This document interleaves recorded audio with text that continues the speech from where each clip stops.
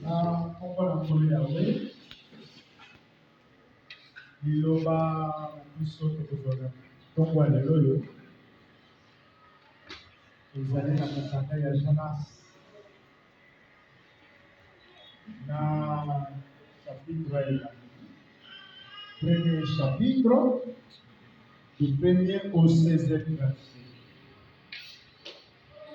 Dans Jonas, le premier chapitre du premier au 16e verset. Quand il est en français,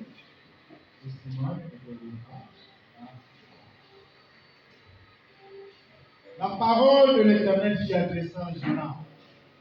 Fils d'Amittai en ces termes.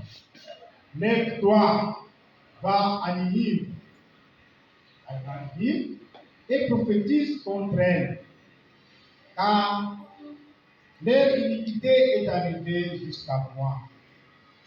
Mais Jonas se leva pour courir à Tarsis, hors de la présence de l'Éternel. Il se rendit à Yapo, où il trouva un vaisseau en partance pour Tarsis. Il paya le passage et s'avança pour aller avec eux à Tarsis, loin de la présence de l'Éternel.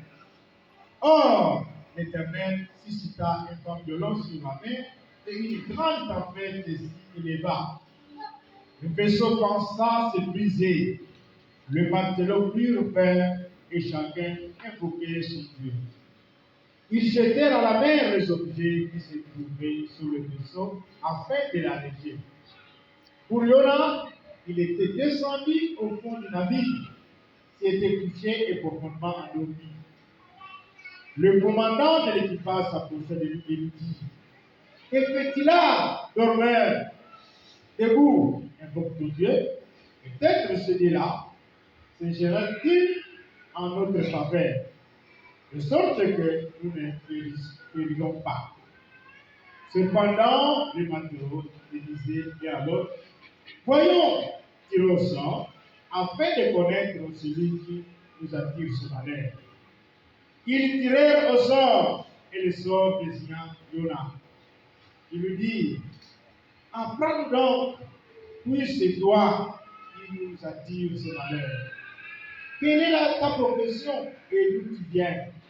Quel est ton pays et à quel peuple tu appartiens? Il leur répondit: je suis hébreu, j'adore l'Éternel, Dieu du ciel, qui a créé la mer et la terre ferme. Ces hommes, saisis d'une grande terreur, lui disent: qu'as-tu fait là? Car le ciel alors qui s'enfuyait de devant l'Éternel.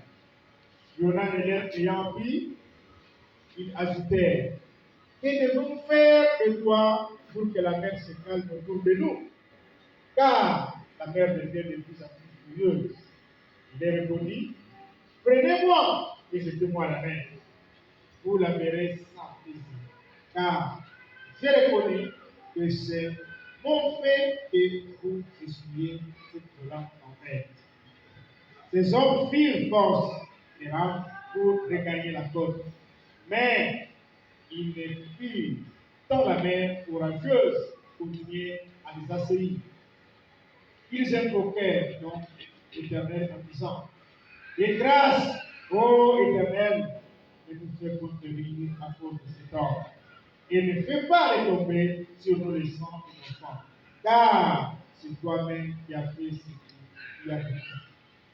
Puis ils saisirent Jonas et le jetèrent à la mer.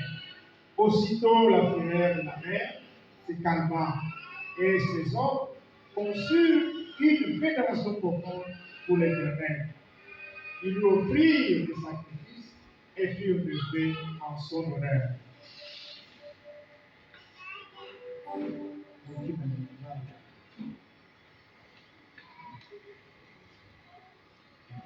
Liloba na Yawe yelaki Yona mwana na Amitai ete elema pekele bana na Ninewe boka yango